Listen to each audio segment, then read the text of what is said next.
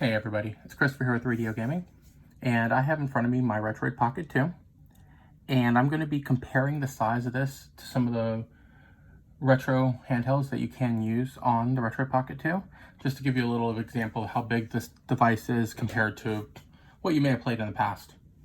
So, we're going to start it off with the original Game Boy, the handheld everybody should know.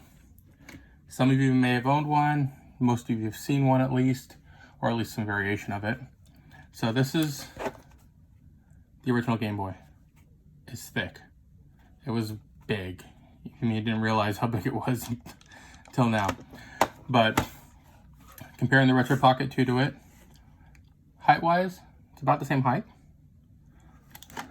Thickness, the Retroid Pocket 2 is a lot thinner. And screen size wise, it's not even a comparison. Now, the original Game Boy came out in the late 80s, early 90s, depending on which region you're in. Great system. A lot of games came out for it, really created the handheld market. And Nintendo, a few years later, came out with a replacement for it. And the Game Boy Pocket. Now, this is my old Pocket, and I've had some screen damage on there. So I just wanted to show you this one. Size-wise, the Pocket is smaller than it. They're about the same width.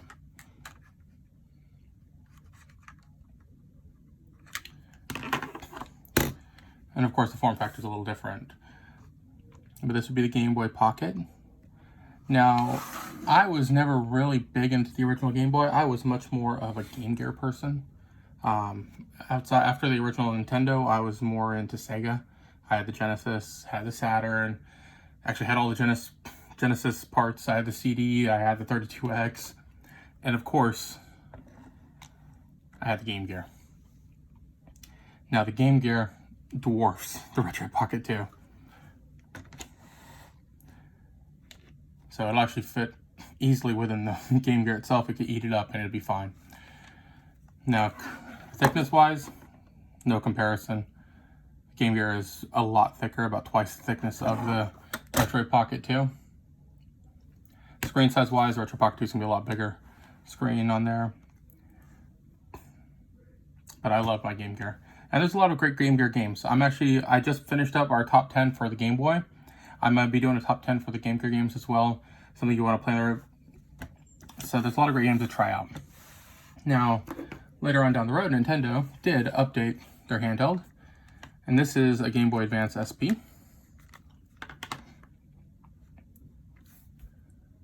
This is a clamshell design. It's their first one that went to that. The original Game Boy Advance was shaped as the Retroid Pocket 2 is. I wish I had mine here. I apologize. I may do a subsequent video with a few more handhelds. I'm actually not at my house where I have some of my systems, but I'll put up another quick video showing it compared against the Atari Lynx, the regular Game Boy Advance, and maybe a few other handhelds.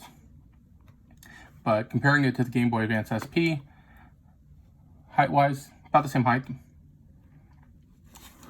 Width-wise, when you open up the SP, to make it fair, it's about the same.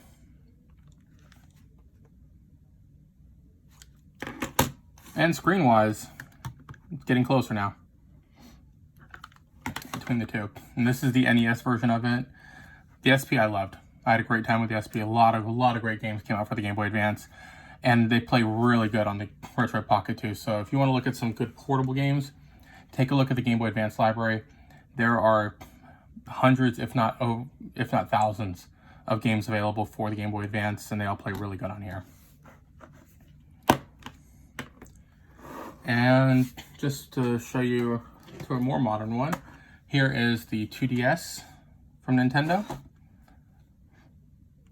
So the 2DS, of course, using the two screens, larger than the Retroid Pocket 2 height-wise. If you're going by the depth of it, the width, it's going to be fairly similar where the triggers are, but when you get to the bottom of the device, it does narrow out in the wedge shape, so it is going to be smaller than the Retroid Pocket 2. Screen-wise, if you look at the two biggest screens there, It's going to be very similar. Retroid Pocket 2 performs very well. It won't play the 3DS games or 2DS games, but you can play DS games on here. You can put it through RetroArch, but as people have commented before, Drastic DS is by far a better solution. It is $4.99 to purchase. It does not come included with the device, but it is a lot more capable of handling the DS games than the RetroArch emulator is. So that's all for now, guys, on this video. I just wanted to compare the sizes a little bit with you there so you can take a look at them. If you have any questions or want to see anything compared with it there, let me know. I'll be more than happy, as long as I have it, which I have dozens of retro handhelds and dozens of handhelds. I'll be more than happy to compare them for you. Just let me know. If you liked the video, go ahead and hit that like button and subscribe to my channel for more videos on the Retroid Pocket 2, the 3DO, other retro systems, gaming in general. And of course, this month, PlayStation 5 comes out. I will be getting one day one. It has already been confirmed. It's shipping to me. So when it comes out there, I'll do an unboxing of that for you there. The setup process, as well as playing some of the brand new games coming out for the PlayStation 5. But thanks for everything, guys. Thanks for watching. Have a wonderful day, and I'll see you later. Bye.